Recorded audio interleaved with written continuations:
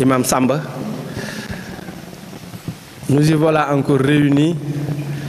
Je crois que on est aujourd'hui entre partenaires de au moins 3 cadres. Nous avons d'abord le cadre, le charisme, qui est le comité d'action et de réflexion intersyndicale sur la migration, qui depuis juillet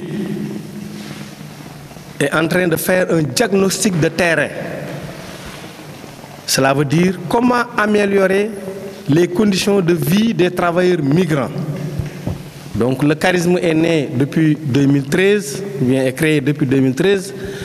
Le charisme est composé de 5 centrales syndicales qui sont affiliées à la CSI. Donc les 5 centrales, c'est la CNTS, l'UNSAS, la CSA, la CNTS FC et l'UDTS. Donc ce cadre était créé seulement pour pouvoir prendre en charge une catégorie de travailleurs qui sont laissés en rade, cela veut dire les travailleurs migrants. Donc c'est les deuxièmes partenaires. Donc depuis juillet, on est sur le terrain pour la première phase de sensibilisation entre juillet, août, septembre, octobre. Donc on a fait plusieurs communautés. Nous avons rencontré des Sierra Leone, des Guinéens, des Bissau-Guinéens, des Mauritaniennes. Donc on a l'habitude de le faire avec ces travailleurs. Nous travaillons avec ces travailleurs depuis longtemps, ces travailleurs migrants. Mais cette fois-ci, on était dans une phase de sensibilisation. Comment prendre en charge les travailleurs migrants? Comment les faire intégrer au niveau de la CMI? La couverture maladie universelle. Donc aujourd'hui, nous sommes réunis pour une phase d'enrôlement. Mais aujourd'hui, cette activité est à que nous avons comme partenaire aussi stratégique la CSI avec un projet FGTBS dont sa coordinatrice est là, Elisabeth Ndiaye. Donc, sur cette rencontre aussi, nous avons invité la mutuelle de santé de la commune de Dieuppeul-Derklé. Parce qu'il n'y a que la mutuelle qui peut, ce que nous pensons, prendre en charge les travailleurs migrants. Sur la phase de sensibilisation, sur le diagnostic de terrain, on avait expliqué aux migrants qu'on pourrait, pour une année, prendre en charge le paiement de ces travailleurs migrants dans un premier temps. Donc, on va payer pour les migrants le carnet qui coûte 1000 francs, mais chaque migrant donnera au niveau de la CMI 2 photocopies d'identité et sa photocopie carte d'identité. Donc, et puis, on paiera aussi l'année qui est 3500. Donc, c'est ça notre accompagnement qu'on peut faire au niveau du travail migrant. Et certainement, si les migrants vont prendre parole, il y a certains qui sont là, à qui que nous avons accompagné autant. Nous avons accompagné ces migrants même durant le Covid-19 en termes de kits d'hygiène, en termes de kits alimentaires. Nous avons accompagné ces migrants sur leurs outils de travail. Ces Guinéens présents, nous avons confectionné des tenues, nous avons acheté des tables bancs et des chaises, des tables et des chaises pour leur bureau. Nous avons acheté une machine à moule pour les Mauritaniennes de cooptage de les tanneuses de Guédiawaye. Nous avons accompagné ces migrants Sierra Leone, les migrants en termes pour qu'ils au moins puissent avoir des papiers de GIE. Nous avons accompagné des migrants, ceux qui sont à Lac Rose, pour l'extraction de sel, pour qu'ils puissent au moins confectionner une pirogue pour extraire le sel. Donc j'en passe. Donc c'était juste pour camper le débat, pour vous faire comprendre quel est notre rôle, nous, en tant que syndicalistes. En dehors d'être syndicaliste aussi, je suis conseiller municipal dans cette commune. Donc même le maire est invité à cette rencontre. Le maire va venir certainement tout à l'heure. Il est sorti pour assister à une levée de corps. Donc aujourd'hui, cette phase, pour le mois de novembre, ne concerne que l'enrôlement des migrants. Donc on avait un petit nombre qu'on avait budgétisé avec notre partenaire FES. Mais cette fois-ci, Pour aujourd'hui, on est accompagné par le projet CIC Afrique FGTBS. Certainement, notre camarade Elisabeth Ndiaye va prendre la parole pour expliquer. J'ai invité aussi, il y a le secrétaire général Pape Sambagna qui est là, la présidente de la mutuelle Maïmouna Ndiaye Sarr qui est là aussi, donc qui vont faire aussi nous expliquer comment ça se passe. Parce qu'il y a des camarades qui étaient un peu inquiets par rapport à la portabilité. Est-ce qu'il est possible de porter des gens qui sont à la Médina? Est-ce qu'il est possible de porter des gens qui sont à Rufisque? Donc tout ça, la présidente de la mutuelle va s'expliquer. Mais aujourd'hui, on fera en sorte, cette phase, c'est seulement pour enrôler les travailleurs migrants de deux communautés aujourd'hui, la communauté guinéenne et la communauté burkinabèse.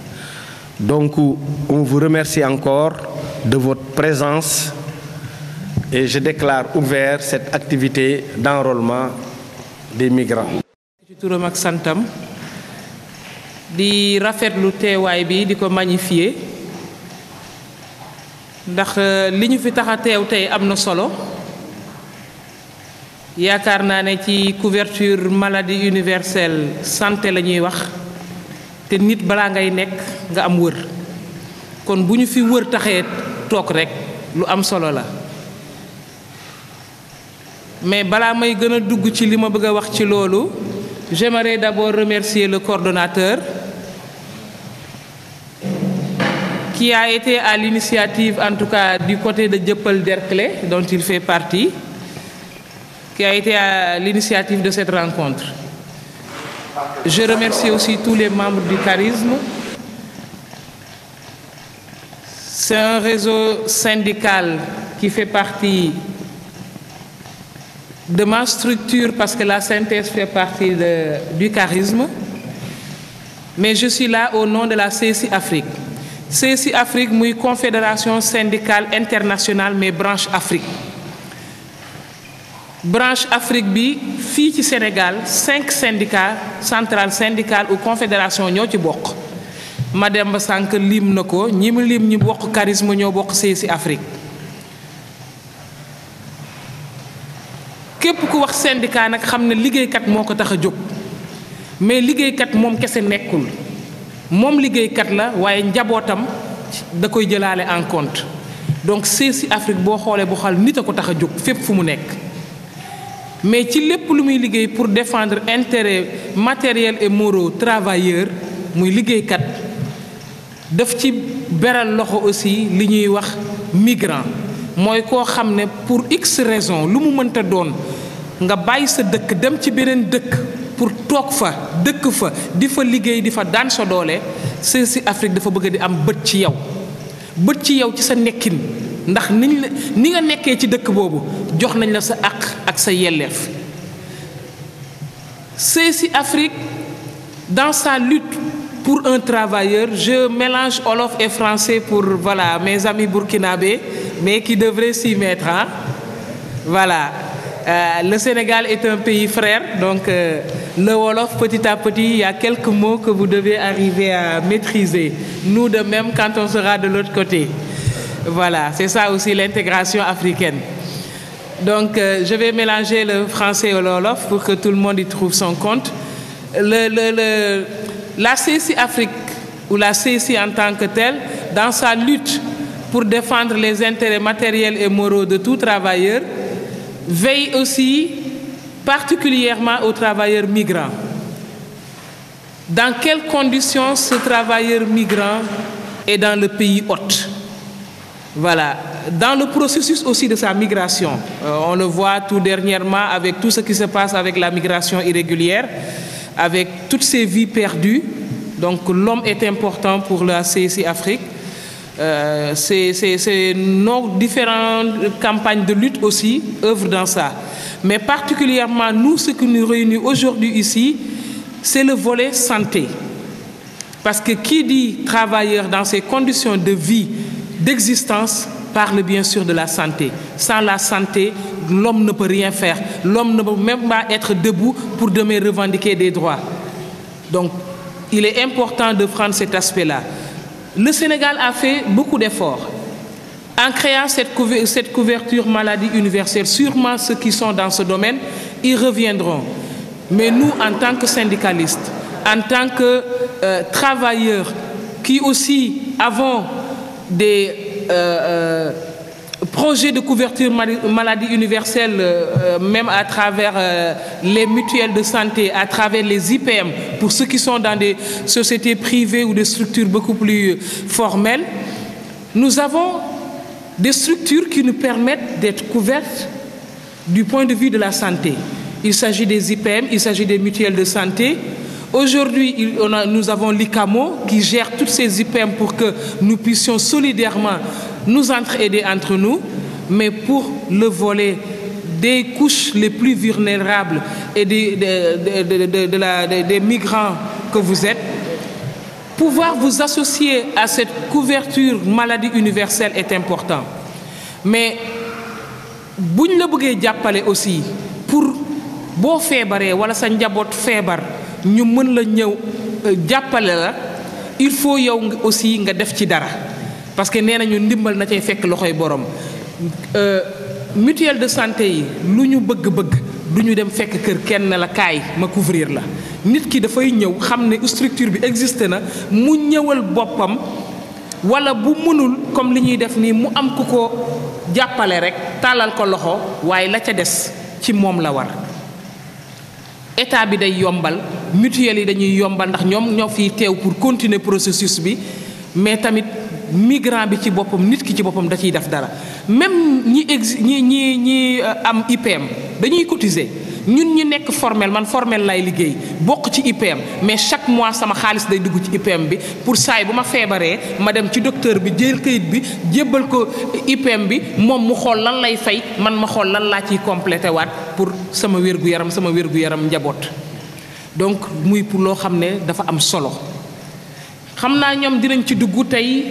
Projet CICI Afrique bi ma fiy représenté bokk ko ak waa charisme dafay jàppale rek pour départ nit ki nag boo ko mayee départ nga may ko élan mu war a mën a dawal boppam ñoom dinañ ci dugg at lañ leen di jàppale mais bu weesee at bi balaa jàppale bi di am solo rek mooy ngeen continuer bu déwénee ngeen war a dem joxewaat nit ki di nga ko xam. Fii ak ñaari weer ñetti weer de la ma joxe woon fee pour ñu mën maa jàppale day jeex kon war naa ko pare boo doon denc ñaar 100 francs 200 nga denc ko bu waxtu bi jotee nga jël xaalis ba dem ba ca mutuelle ba nga cotiser waat ndax ñu mën la jàppale waat pendant 1 an boobu. Donc muy vraiment lu am solo balaa may terminer sama kàddu may remercier mutuelle bi vraiment waa Jëppal Derklé ci taxawaay bi ngeen ci am ak sensibilisation bi ngeen di ñëw def nii du ñàkk sax man dinaa ci jàng lu bari ndax. di présidente mutuelle de santé du Jëppal Derklé ki nekk sama droite tudd Pape Samba Niang di secrétaire général mutuelle de santé de Jëppal Derklé. Donc à l'entame de mes propos je remercie déjà le coordonnateur de charisme muy Mademba mon nom comme j'ai l'habitude de l'appeler. Li nga xamante ne comme il dit nous étions conseillers municipaux au niveau de la mairie de Jëppal Derklé. J'avais en charge la commission santé au niveau de la mairie. Donc di leen nuyu partenaire bi CICI Afrique di nuyu en tout cas l'assistance di nuyu les migrants parce que je pense que tey c'est vous qui êtes à l'honneur. Donc ñun aujourd'hui ce projet-là daf ñuy interpeller à plusieurs niveaux. Parce que qui dit mutuelle dit membership. Quand on dit membership, c'est le grand nombre. Mais quand on dit couverture maladie universelle, je pense que turam wax na mooy lan mooy la santé pour tous bi nga xam ne moom la ñuy wax. Il est évident que quand on se retrouve dans un état régulier, parce que quand même effectivement nous parlons de la migration parfois am na ñoo xam ne c'est des migrants qui sont irréguliers. Quand ils sont irréguliers, quand ils n'ont pas d'assises, il est évident qu'il y a une difficulté à intégrer les programmes yi nga xam ne état moo leen établir. Donc au moins aujourd'hui su fekkee ne ñun dañu soxla ñu ñëw intégrer nos mutuelles de santé et qu'on voit des gens qui s'agitent pour que d'autres puissent intégrer les mutuelles ñun mënuñu def lu dul applaudir. Donc c'est le lieu de vous féliciter en tant qu'organisation mais c'est le lieu aussi de faire je dirais pas une formation, mais une bonne sensibilisation. Parce que si WIB, elle est, Elisabeth, comme elle dit, elle est déjà dans une structure, elle est dans un IPM, mais beaucoup sur mutuelle. Donc, Boudiar, il faut nous intéresser un peu qu'on passe par cette voie-là. Parce que la couverture maladie universelle, aujourd'hui, elle est venue pour le secteur informel. Et bien évidemment, je ne voudrais même pas que le fonctionnaire, non, le fonctionnaire d'habitude qu'il est, l'aide de garantie là, c'est autre chose. Hein? Imputation budgétaire, voilà, c'est le mot que je cherchais. Ils sont dans le privé, ils ont les mutuelles, mais ceux qui sont dans l'informel, amounou. Donc la mutualité, elle est venue pour combler ce gap. Parce que ceux qui sont dans l'informel, nous sommes fonctionnaires, nous sommes dans le privé. Quand nous, en tant que mutualistes, nous pouvons dire que nous sommes la. Est-ce que vous comprenez ce que je dis? Ceux qui sont derrière là, si vous comprenez, vous dites oui, sinon je suis obligé de revenir en français. Je disais que la couverture maladie universelle, elle est là pour combler le gap. Pour ceux qui sont dans l'informel. Parce que ceux qui sont dans le formel, en tant que fonctionnaires, ils ont leur imputation budgétaire. Ceux qui sont dans le formel, en tant qu'employés du privé, ils ont leurs IPM. Par contre, ceux qui sont dans l'informel n'ont pas de couverture sanitaire. Et la couverture maladie universelle est là pour combler ce gap. Et au-delà même du travail, la couverture maladie universelle est venue pour élargir la famille. Parce que celui qui a une IPM ou une imputation budgétaire, son souci, c'est sa famille proche, ses papas, maman et les enfants. Par contre, au niveau de la mutuelle de santé, il n'y a pas de lien de parenté qui tienne. Parce que la mutualité, c'est la solidarité. Je veux dire par là, aujourd'hui, mon oncle, étant résident de la commune, étant un communautaire, peut se permettre de dire, moi, cette famille-là, je vois qu'elle est plus ou moins démunie, ou bien cette famille-là, je vois qu'elle n'a pas de couverture, je me permets de les enrôler dans ma mutuelle et dans mon carnet. Parce qu'en réalité, nous avons un système de fonctionnement qui est là, celui-là. C'est un carnet. C'est le carnet de la mutuelle. Pour faire partie de la mutuelle, il faut adhérer. Comme dans toute organisation. L'adhésion est à 1 000 francs. La cotisation annuelle est à 3 500 par membre. Donc l'adhérent, c'est le responsable du carnet. C'est le responsable du carnet, c'est lui qu'on met devant, avec sa photo. Mais lui, il a la possibilité de prendre en charge qui il veut. Je reviens sur la notion de parenté. Parce que là, au niveau de la mutuelle, il n'y a pas de parenté qui tienne. C'est-à-dire que moi, je peux prendre qui je veux. L'essentiel, c'est de pouvoir prendre en charge sa cotisation. Parce qu'il y a une seule adhésion qui est donnée par le responsable, c'est celui qu'on appelle l'adhérent. Les autres, c'est des ayants droit qui sont pris en charge par l'adhérent. Donc il y a une cotisation annuelle qui est individuelle, 3 500 par personne. Ce carnet-là peut prendre 18 personnes. Et quand cela ne tient, si vous voulez en prendre 30 personnes, on peut vous mettre 2 carnets. Si vous voulez prendre 50 personnes, on peut vous mettre 3 carnets. Donc il n'y a pas de limite. Il n'y a pas de limite d'âge non plus. Je veux juste venir sur le plus que nous avons. Aujourd'hui, pour ce carnet-là, si vous voulez, vous prenez votre enfant de 0 à 5 ans. C'est vrai. Dans la couverture maladie universelle, il y a une consultation gratuite qui est là pour 0,5 ans. Mais ce 0,5 ans-là, quand il quitte le poste de santé qui est dans sa commune, en tout cas dans son territoire, quand vous l'amenez à l'hôpital Albert Royer, il y a la consultation qui est prise en charge, s'il est référé, bien évidemment. S'il n'est pas référé, la consultation n'est pas prise en charge. Et ensuite, les examens, vous ne les avez pas. Donc vous voyez que vous pouvez bénéficier de la mutuelle pour pouvoir prendre en charge votre enfant de 0 à 5 ans dans les hôpitaux, dans votre poste de santé et dans les centres de santé. Évidemment, la mutualité, ce n'est pas seulement nous. Nous sommes bien organisés, comme vous d'ailleurs, je pense. Nous sommes une mutuelle communautaire. Nous sommes la mutuelle de la commune de Dieuppeul-Derklé. Si vous allez à la SICAP, vous allez trouver une mutuelle.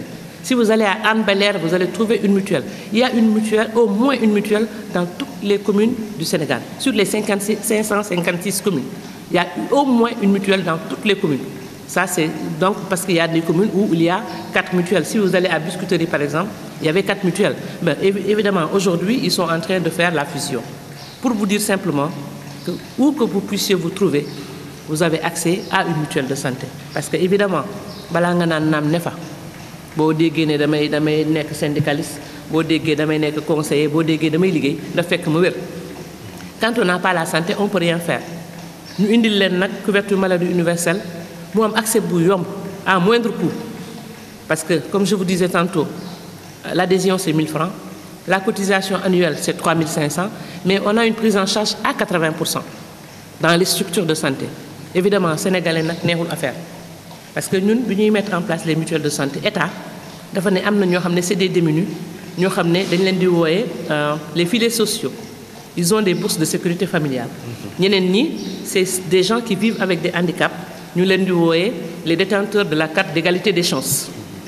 Ñoñu état mo leen jëlal bopam indi leen commune bu nekk en fait département bu nekk mu né la ñi si sa département lañ bokk yow nga discharging dugal leen ci biir mutuelle yi ñoñu dañ leen jël à 100%. Mais comme je dis, nous, Africains, nous sommes abusés. Il s'est trouvé que nous, nous avons un moment où nous avons 10 nous. Parce que les gens, quand ils avaient un mot de tête, ils se prenaient un paracétamol. Maintenant qu'ils savent que c'est gratuit, mais vous avez et vous savez que ça, c'est lourd. La santé coûte cher. Parce que 3500, on cotise pour vous 3500 pour l'année. Pour l'année, vous donnez, même vous, hormis l'État, même vous. En tant que classique, vous donnez 3500 pour l'année. Quand vous allez au centre de santé, la consultation, elle est à 2000 francs pour la médecine générale. Hein? Ticket, elle est à 2000 francs. Si le ticket est à 2000 francs, le ticket modérateur que vous payez, c'est 400 francs. Moi, je paye les 1600. C'est 3500. Moi, si je gagne 1600, il y a des consultation là. Après la consultation, vous devez faire des analyses. Les analyses sont prises en charge à 80%. Imaginez un peu, vous faites des analyses qui coûtent 15 000 francs. Vous faites 3 000, vous faites l'IDES. Par exemple, je vous donne juste des exemples. Après, vous faites l'échographie. Mais vous avez fait de la fête non. Vous avez cotisé parce que tu as juste donné 3 500. Parce que mutuelle sociale aussi, il faut que nous voir le moyen. Solidarité là. Cotiser pour faire. Au contraire, vous cotiser pour faire ça. Parce que vous faites que vous êtes 40, il faut faire le calcul G. Si vous êtes 40,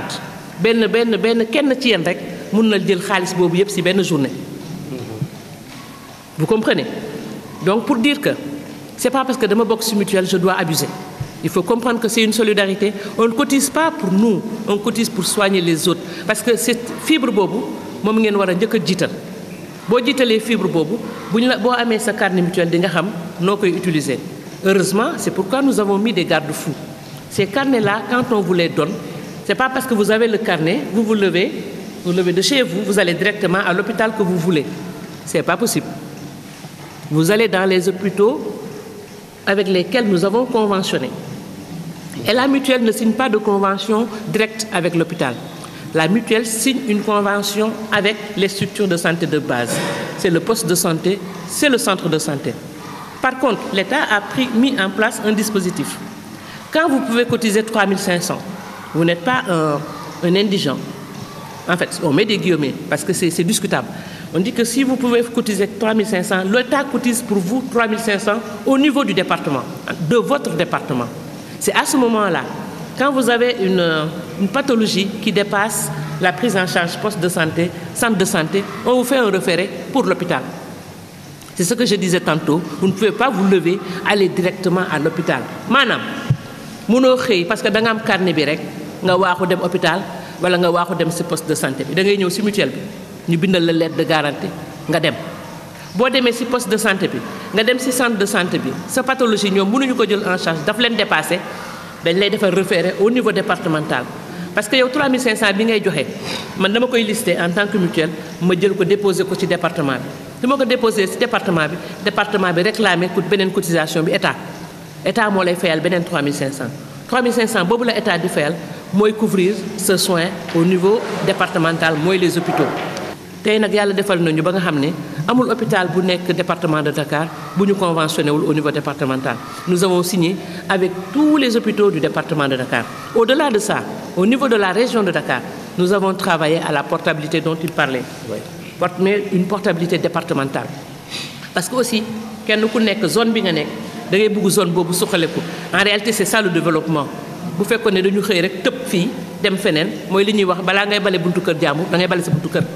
Il faut que ñun tamit suñu structure de santé mun a suqaleku balaa ñuy dem suqali beneen département. Parce que boo xoolee Dakar département de Dakar nous sommes la capitale.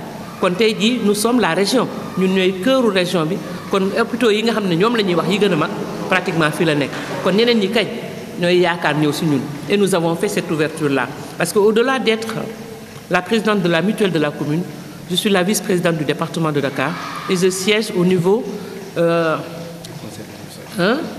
du conseil d'administration de la région sur les 5 départements. Donc, ce qui me permet de pouvoir parler de la mutualité à bon escient au niveau, en tout cas, de la région. Et même au niveau national. Parce que beaucoup de gens ne comprennent pas et ne savent pas comment ça fonctionne. Elle le disait tantôt. Vous faites que ceux qui sont censés comprendre, c'est un peu difficile. Pourtant, la sensibilisation, on l'a fait. Peut-être que c'est notre part de responsabilité. Nous l'avons peut-être mal fait. Voilà, il nous reste des choses à ajouter. Mais sachez que la mutualité est une réalité au niveau du Sénégal. Nous avons une structure nationale, UNAMIS, qui a son président, qui a son bureau, qui a tout. Département, une structure départementale, une structure régionale. Donc les mutuelles de santé sont très très très bien organisées. Mais il faut que nous connaissions, même si vous n'êtes pas sénégalais, si on vous intègre dans la mutuelle, dans la ville ou le pays où vous résidez, vous devez prendre la mutuelle comme votre propre bijou. N'allez pas vous dire non, je l'utilise comme ça parce qu'aujourd'hui j'en ai besoin. L'année prochaine, venez renouveler vos cotisations. Personne n'a renouvelé. Vous pensez que cette mutuelle-là peut marcher correctement? Si je vous le dis aujourd'hui, c'est parce que je ne voudrais pas que nous revivons la même situation. Parce que s'il y a un responsable, Kamou, c'est le lieu de vous féliciter encore. Hein. S'il y a un responsable, en tout cas, pour chaque... comment on appelle ça? Pour chaque groupe, en tout cas, nous souhaitons avoir un document qui nous lie. C'est-à-dire que tous les ans, que ce responsable-là, avant la période, qu'il prenne le soin de récupérer les cotisations et de les déposer au niveau de la mutuelle. Parce que nous ne pourrons pas parler avec tout le monde. Il s'agira de désigner un responsable qui fasse la collecte pour la mutuelle.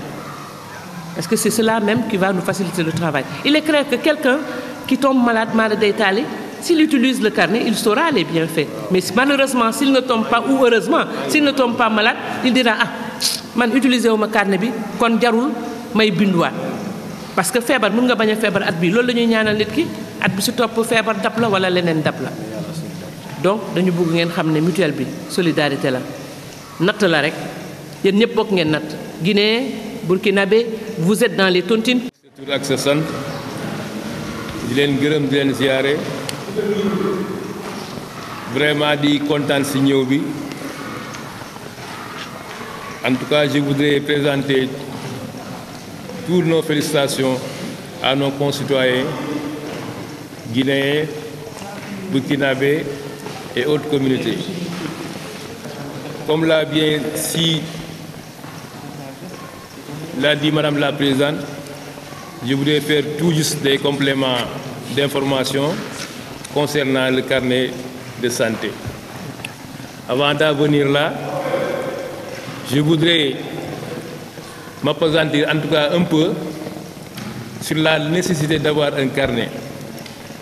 Maanaam nit père de famille bu nekk da nga war a am carnet de santé bi parce que man dafa am koo xam ne dañu dëkk man ak moom sama doomu bàyyi la moom bi mu gisee ma yor carnet bi sama famille inscrit sama famille yëpp dafa ma laaj naka la carnet bi demee ma expliqué ko naka la carnet bi demee mais xam nga rek léeg-léeg nit ku ñuul dafay xaw a sàggane moom bi soxnaam nekkee jigéenu wérul moom am na carnet bi de mais daawul utiliser carnet bi soxna si nekkee jigéenu wérul ma ne ko da ngay jël carnet bi nga yóbbu ko ci comme ñun fii fi ñu gën a jege mooy hôpital Mamadou Diop bi soo demee foofu 20% ngay fay maanaam tey soo waroon fay 10 000 soo demee foofu 2 000 ngay fay mu sàggane loolu ba jabar ji nekk à terme am ay complications ñu yóbbu ko foofu moom mu voyagé bi mu ñëwee man maa jël ci soxnaam yóbbul ko foofu mais jabar ji amoon ay complications ci grossesse bi ñu defee bilan bi 2 mois yi mu fa nekk yëpp bi facture bi génnee dafa nekk 1 million 100 000 1 million 100 000 mu war ko fay mu ñëw ne Pape man lii laa war a fay ma ne ko waaw lii nga war a fay 1 million 100 000 ngay fay mu ne ma léegi nan laay def ma ne ko da ngay dem nga fay 1 million 100 000 mu ne ma fan laa koy jëlee ma ne ko loolu moo taxoon ma ne la jëlal carnet bi fekk man jël naa carnet bi maa ngi koy cotiser maa ngi koy defee dama waroon testé rek mais man bi ma demee na ko kañ dem nga fay 1 million 100 000 mu ne ma aw ma 1 million 100 000 ma ne ko non da ngay dem nga fay parce que sa jabar du génn sa jabar aussi na sa doom mi ngi foofu dañu war a génn tey médecin bi nee na la këyit baa ngi nii mais bi ñu ñëwee ànd ñu calculer ko ma ne ko génneel 220 000 mu génne 200 000 ma ne ko fayal ñu fay ko mu ne ma lii nag ma ne ko lii nga war a fay ku war a fay 1 million 100 000 ñu fay loolu la 220 000 donc pour wan leen rek nécessité carnet bi ni mu amee solo ci njaboot ci famille man amul sama famille bu nekkul ci carnet même sama jànq bi liggéey sama kër madame Sarr wax na ko léegi sa jànq bu la neexee sa jànq bi liggéey sa kër da nga koy bind sa jànq man sama jànq dama ko bind sama carnet am naa sama ñaari xarit yoo xam ne sax dama leen bind sama carnet parce que carnet bi day jël ba 18 personnes comme ni ko madame Sarr waxee man sama carnet 16 personnes ñoo ci nekk 16 2 ñoo ma desee pour man sama carnet fees donc loolu ndimbal loolu olof di wax ndimbal jaboot mooy carnet bi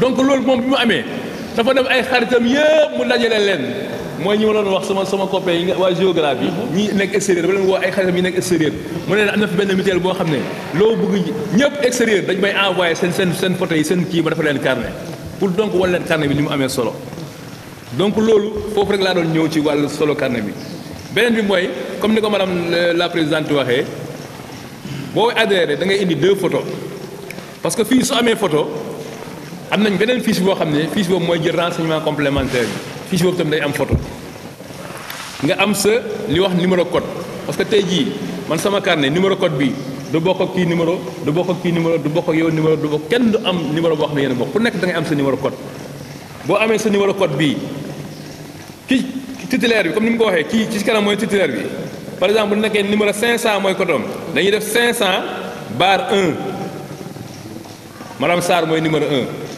bu jëlee jëkkëram mu dugal ko ci biir jëkkëram nekk deuxième fii dañuy def 500 barre 2 mooy monsieur Sarr doomam Fatou Sarr 500 barre 3 ñu def photo Fatou Sarr bi def ba noonu la nit noonu lay continuer ba nombre de personnes bi nga xam ne bëgg na ko dugal ci carnet bi mu dugal ci carnet bi donc loolu la carnet bi di fonctionner léegi nag comme ni mu ko waxee carnet bi tam mu la feebar nga xëy jël sa carnet rek ne maa ngi dem hôpital sauf par exemple cas de force majeure comme ni ma ko waxee léegi sa soxna nekk ci benn terme boo xam ne mënu fa xaar madame Sarr di defar kii day dem directement hôpital su demee mu woote ne madame Sarr man kat sama soxna mi ngi fii léegi mu ne ko madame Sarr ne ko ñëwal ci kër gi ma defal la sa prise en charge nga delluwaat ci hôpital ñu jëlal la ko. baal ma kii la foofu. voilà je voudrais juste appuyer si li muy wax woote bi sax.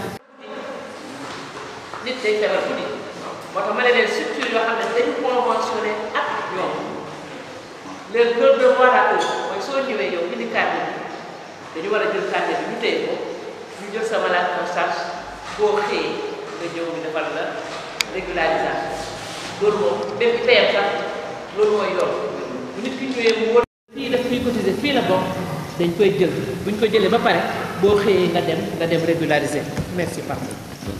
donc merci madame ci information complémentaire yooyu donc loolu mooy li nga xam ne ñun moom la ñuy soxla ci carnet bi 2 photos la ñuy soxla ak sa photocopie carte d'identité wala photocopie carte consulaire bi nga xam ne moom nga yore fii pour ñu mun la extrait de naissance bu dee xale yi nga xam ne amaguñu âge yu carte d'identité seen photocopie extrait la ñuy soxla pour mun ko enregistrer ci carnet bi ak ci fiche bi donc loolu mooy li nga xam ne moom la carnet bi di soxla donc comme ni ñu ko waxee nag bu ñu la joxee carnet bi tey seen représentant yi tey fayal leen année bii donc da ngeen di góorgóorlu ba année prochaine yéen ay fayal seen bopp parce que continuité bi loolu parce que ñun bu ñëwee année prochaine boo amee malade ñun ba lu ñu njëkk a def dañuy xool ndax régulariser nga fay nga ba pare année bii soo fayee ñu soog la mën a jël defal la say lettre de garantie ak say prise en charge pour nga mën a dem hôpital mais boo fayulee mënuñu la jël parce que tey jii xaalis boobu man may fay kii di ko fay yow loolu nga war a fay natt la comme ni nga ko waxee natt boo xam ne ñun dañuy ñaan natt ko te duñ ko teggi sax